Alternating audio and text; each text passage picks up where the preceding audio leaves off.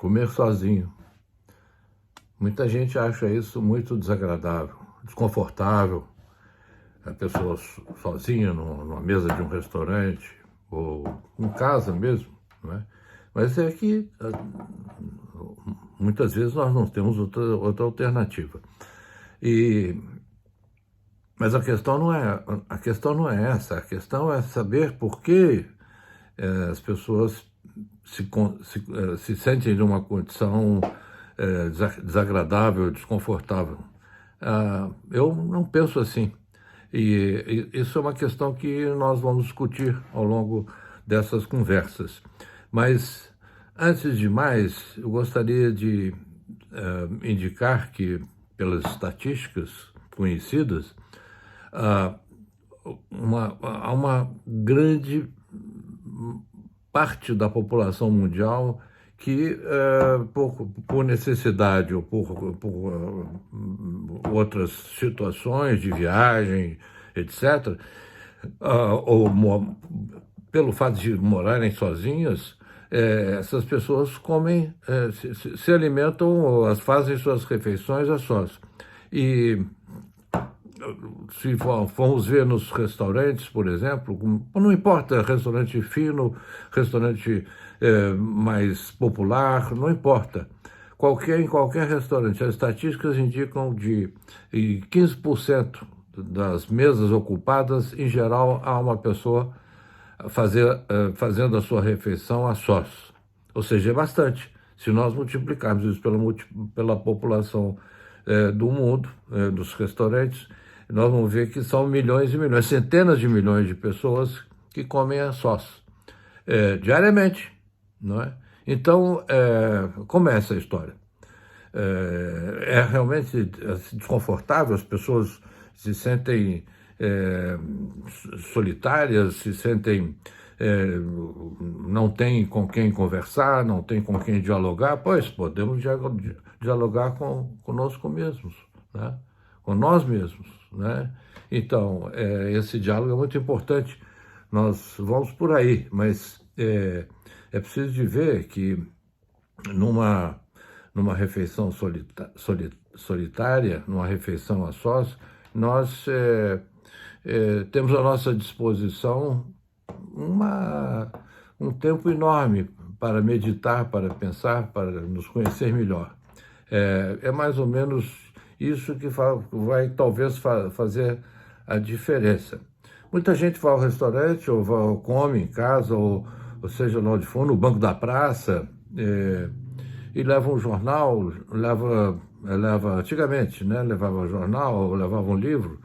Hoje em dia é mais provável que as pessoas puxem um celular e comecem a fazer a sua refeição acompanhado de um celular. Aliás, mesmo com pessoas ao lado, a gente não vê quanta gente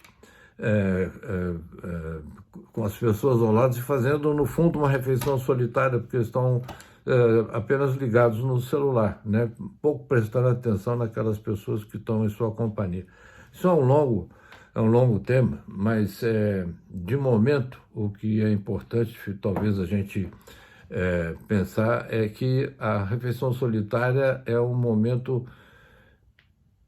propício para nós nos envolvermos numa meditação livre, né? O pensamento, como dizia Milor Fernandes, o pensamento é livre e nós podemos fazer uso disso através do pensamento, da meditação. Podemos aproveitar o momento da refeição.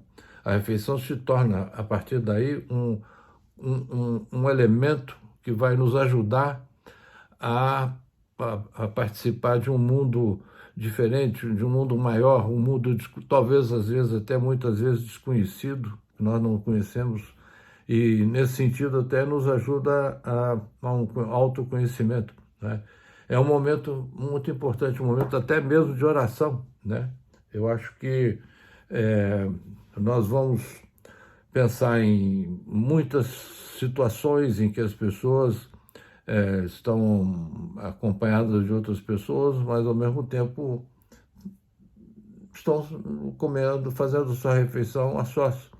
Isso vale para uma criança no, no, na escola, muitas vezes na hora da merenda, do lanche. Já vi muitas vezes uma criança assim comendo sozinha, e mesmo numa mesa com outras crianças, elas estão ali mais ou menos absortas consigo próprias, no seu próprio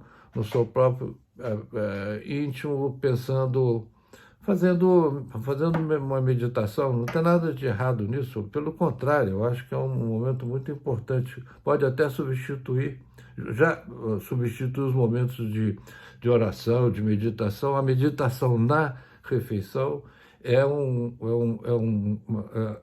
um prato cheio, na verdade. A partir daí temos uma dimensão extraordinária de coisas, de pensamentos, de ideias, de concepções, de atitudes que nós podemos ver no momento em que fazemos uma refeição. Pode ser um pão com manteiga ou com um cafezinho na lanchonete, pode ser um sanduíche que a pessoa come no banco da praça, pode ser uma marmita que o trabalhador traz e na hora da sua refeição, do seu almoço, ele está ali sentado num banco, no meio-fio, às vezes, no campo. Quantas vezes, ou na cidade, você tem as pessoas sentadas debaixo de uma árvore, num banco qualquer, fazendo uma refeição solitária e pensando na vida, pensando positivamente, pensando de uma forma aberta na vida, não de uma forma fechada. Isso eu acho que é um dos grandes momentos que nós temos à nossa disposição e nós não nos damos conta, né, de que a refeição solitária ela nos aporta isso. Eu diria até mesmo, por exemplo, já que eu falei de oração, vamos pensar em refeições célebres. Por exemplo, a última ceia, né, de Cristo. Ele estava com seus apóstolos, né? E, vamos dizer, não estava sozinho, então, fazendo a sua refeição, a última refeição. E curioso que ele escolheu uma refeição para fazer a sua última prece, né? Sabendo que ia ao sacrifício pela humanidade, pela salvação do homem no dia seguinte, né? Então, ele estava sozinho? De uma certa forma, sim, porque, vamos lá, o Cristo conversava com Deus ali naquela oração, com o Pai, e, portanto, ele estava numa outra dimensão. Os apóstolos, eu acho que não estavam na mesma dimensão, eles estavam juntos à mesa, mas não estavam na mesma dimensão de conversa. Portanto, acredito que o Cristo estivesse fazendo uma refeição a sós dentro dessa perspectiva, né, de oração e uma refeição a sós. Estava acompanhado dos seus apóstolos. E, de mais a mais, era uma refeição, dizem que não era só pão e vinho, não é? Era uma refeição bastante rica, né, com aqueles alimentos próprios do Oriente Médio, daquela região lá de Jerusalém, né, carne de carneiro, ervilhas, essas coisas, grão de bico, tudo isso parece, de acordo com as pesquisas mais recentes, tudo isso parece que havia na última ceia. E não eram naquela mesa fantástica de Leonardo da Vinci com todos os apóstolos, assim, naquela visão renascentista. Sentavam numa casa, possivelmente um sobrado, porque em Jerusalém a maior parte das casas são de 2 andares ou 3 andares, sobrados, e que o Cristo fazia sua refeição com seus apóstolos sentados em almofadas pelo chão, etc., né? Em mesas em mesas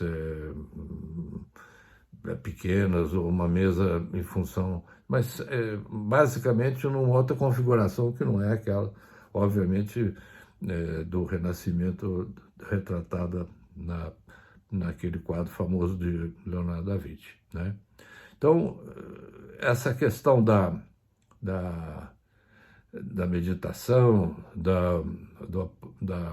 do autoconhecimento, eu acho que isso está bastante vinculado, se quisermos, a um aproveitamento do momento da refeição a sós. Em vez de nós nos sentirmos desconfortáveis perante as pessoas, como se fôssemos antissociais ou não tivéssemos condição de ter uma companhia, que isso acontece, as pessoas pensam assim, tem gente até que jamais admitiria sentar numa mesa de restaurante a sós, né?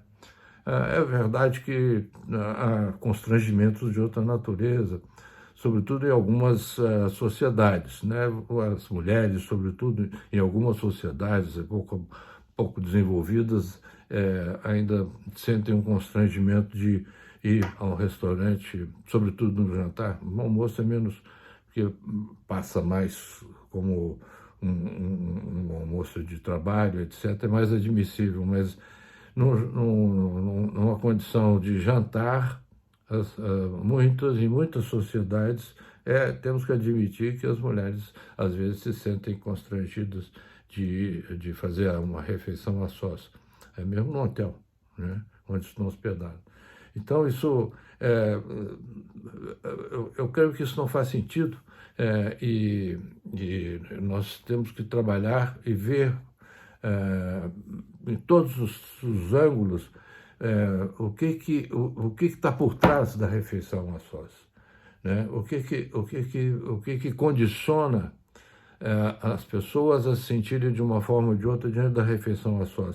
E aí nós podemos ampliar essa temática para ver como quem faz a refeição a sós, que eu chamaria, não é pedante, mas é uma expressão mais elaborada, de comensal solitário,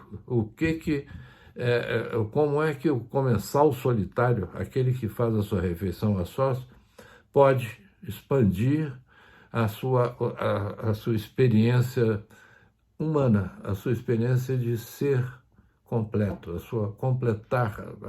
fazer sentir-se ali um ser humano completo, apesar de estar sozinho, não é? Não quero aqui referir-me a uma questão da solidão. Isso é outro tema a ser tratado de outra forma. Nós aqui estamos numa conversa muito informal sobre uma questão específica. O que está por trás do comensal solitário, de uma condição que muitas vezes é tida como desconfortável, às vezes até inaceitável.